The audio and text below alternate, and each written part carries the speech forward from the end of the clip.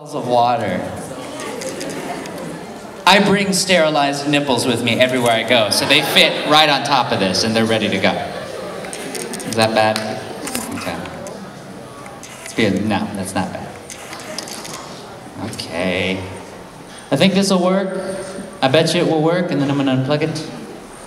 Yes. Ha! It worked. Okay, I'm unplugging. All right, that'll work. That's groovy.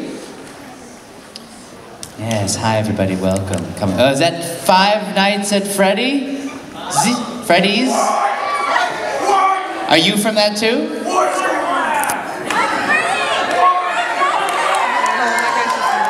Delicious, yes. You saw Freddy earlier? Is Freddy the bear, the actual? Okay. I don't play scary games. I buy them, but then I'm like, why did I do this? Let's see. Give me a second. Bags arrived today. So yes, I know, baggage that actually gets where it's supposed to go. I love it. It's a new concept, but I was thrilled with it because when I left, so at the airport, kind of a sad trophy I have is the fact that I make baby sounds. One of the things that goes on is that I fly so many miles a year. How many people have never been on a plane before? There are some people that have never been on a plane before. I'm not asking that and being like, you know, just teasing you. There are people that have never been on a plane. They get scared. But it's actually safer to be in a plane than in a car. Yeah? Groovy. Especially in Hawaii. Why is it safer in Hawaii? A lot of tourist drivers. You should come to LA. Ooh. You know what's funny in LA? People buy these cars, these fast like Lamborghinis and Ferraris and I mean, where are you gonna go with it? You're in traffic all the time. You know what I'm talking about. That little baby's been on the 405. But, oh, airplanes, yes. So, it sounded like the horn in Lord of the Rings, like to announce, like, they're coming. I know they're dead. So I fly about 100,000 miles a year. And so because of that, that gives you certain, like, you know, treehouse privileges at the airport, which is kind of cool because it's like, hey, if I'm going to spend 100,000 miles of my life in one of your planes, I would like to have a good time. One of the things that I thought would happen if you fly 100,000 miles a year is that your bags get to you and with you when you go somewhere. They didn't. And so when I landed and I went over and I was like, hey, listen, I don't have my bags. My bags have everything in them. And I need them. And so they go, well, here's a little like card and you can go shopping and get stuff. And then just give me the, you know, send in the stuff and they'll be like, oh, okay, he bought this, he bought a Full Metal Alchemist doll and blah, blah, blah. And then they'll just reimburse you. It doesn't say the limit. So I was like, okay, it says essentials. Well, I would think clothing's essential. I did go to a beach one time where it was totally not. But I'm not at that beach. And you can't unsee some things. But, and so I went to the store and I bought clothing and I bought stuff. And I'm like, you know, I'm not Pretty Womaning it. I'm not going in there and like, you know, in that montage where she comes out, she's in a different dress, and then the guy's like, he goes back into another dress, like, you know, that whole thing. I wasn't doing that. I'm the kind of guy that when I go shopping, I know my size. Unless it's Banana Republic. But generally, I know my size. But that's a weird cut on those pants. Anyway, that's a whole different. So, when I go to the store, I know my... I'm a straight guy, by the way. Just because I like to go shopping. I like clothes, and I like shoes, and sunglasses, and that's okay, right? Just because I have feminine hands doesn't mean I don't have testosterone coursing through me. That's the baby. The baby's my spirit animal. No, that's not manly. It doesn't help my case. I'm sorry, baby. You can't be my spirit animal. I'm sorry. My spirit animal is that bloody rabbit back there. Hi.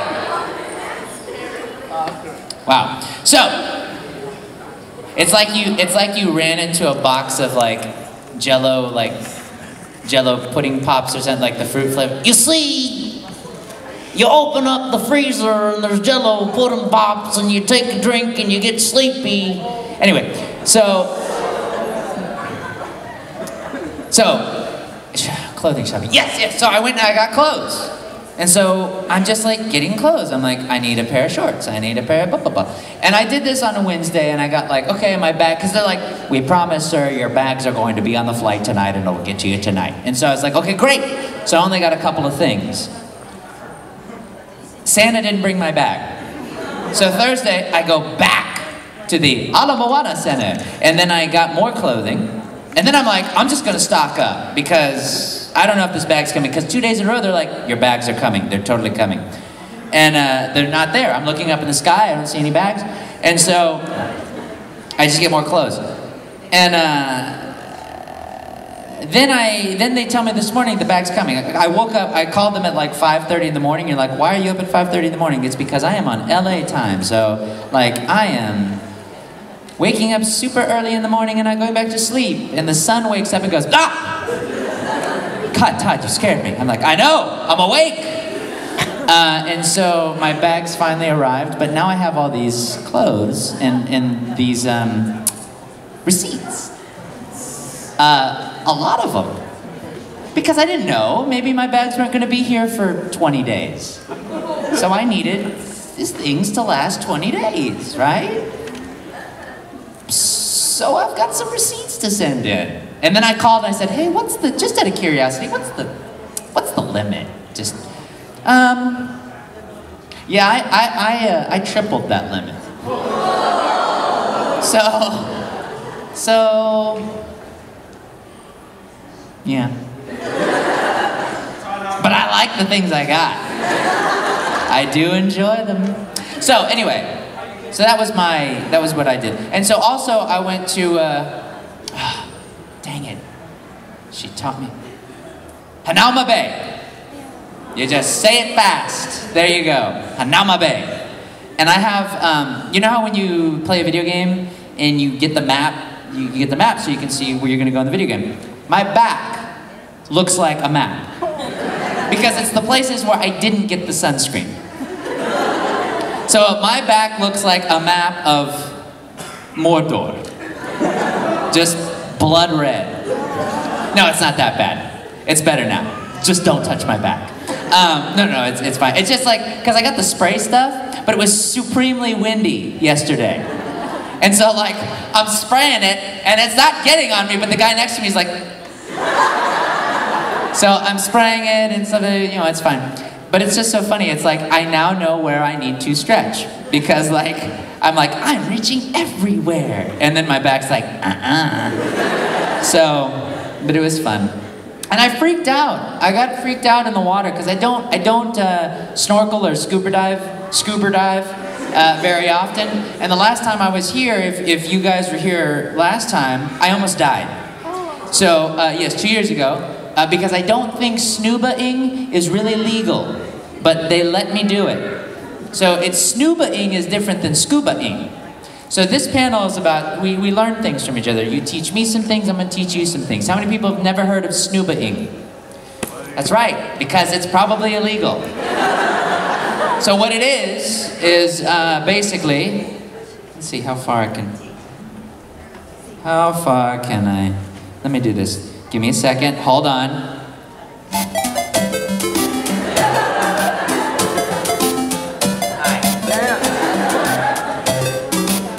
Okie dokie, let's go. So, Waluigi. So, snuba-ing is basically scuba-ing without the lessons. You know when you go scuba diving, they make you take lessons on you know, if you want to live. And so with snuba-ing, you don't have to take those lessons. So what they do is you don't wear a tank. You actually, the tank is on like a dinghy. that's floating on the water. And there's a big pipe that's going down from it, and it's connecting to you. And so I've got the wetsuit on, and I've got the weight belt on, and everything like that. And so the only lessons that you get is the guy going, okay, there's 4 rules. Don't breathe in through your nose. Don't throw up. Don't, like 2 other silly things, like don't, you know, turn the Hot Pocket over after 60 seconds. So, some weird thing that I'm like, well, okay, whatever. In my head, you know that little guy in your head or little woman in your head that says things like, you know, tells you when you shouldn't do something? That little guy was like, hey, listen! And I didn't listen. And so then you literally go in the water. That's it. You get 4 lessons, not even lessons, 4 rules, and he's saying them super fast. It's like that guy at the end that goes like, you know, no purchases here. All legal, 18 years old. That guy. That's how fast he's saying these rules. I think at one point I even said, wait, what was the 3rd one? And he goes, you'll be fine.